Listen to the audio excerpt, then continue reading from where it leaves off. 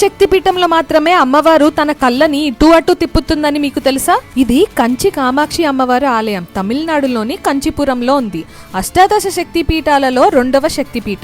51 శక్తిపీఠాలలో కూడా దీనికి ప్రముఖమైన స్థానం ఉంది. ఈ క్షేత్రాన్ని భక్తి ముక్తి క్షేత్రం అని పిలుస్తారు. అంటే ఇహలోక కోరికలు తీర్చడంతో పాటు మోక్షానికి కూడా మార్గం చూపించే పవిత్రమైన క్షేత్రమని అర్థం. సతీదేవి అమ్మవారి యొక్క వెనుక భాగం ఇక్కడ పడిందని నమ్ముతారు. అయితే కొందరు ఇదే నాభిస్థానం అని కూడా నమ్ముతారు. ఒకరోజు కైలాసంలో పార్వతీదేవి సరదాగా శివుడి 2 కళ్ళను తన చేతులతో మూస్తుంది.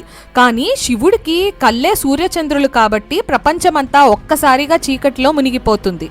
ఆ తప్పుకి పరిహారంగా శివుడు అమ్మవారిని భూమిపైకి వెళ్లి తపస్సు చేయమంటాడు. అలా అమ్మవారు కాంచీపురంకి వచ్చి కామాక్షిగా మారింది.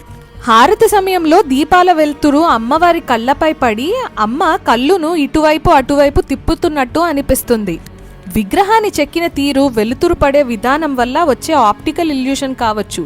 కానీ భక్తులకు మాత్రం అది అమ్మవారు చూసే దివ్యమైన చూపు. అమ్మవారి విగ్రహం పద్మాసనంలో ఉండి కింద బేస్మెంట్ కి ఎలాంటి బైండింగ్ లేకుండా గాల్లో తేలుతున్నట్టు ఉంటుందని చెబుతారు.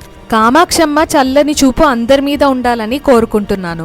ఇప్పటికీ శక్తిపీఠాల సిరీస్ కి ఒక చిన్న బ్రేక్. మిగిలిన 3 శక్తిపీఠాలు నేను ఎప్పుడు విజిట్ చేస్తే అప్పుడు తప్పకుండా వీడియోస్ చేస్తాను. ఇప్పటి వరకు మీరు ఈ సిరీస్ కి ఇచ్చిన రెస్పాన్స్ కి చాలా చాలా థ్యాంక్ యూ. ఇంకొక కొత్త స్పిరిచువల్ సిరీస్ తో మళ్ళీ కలుస్తాను.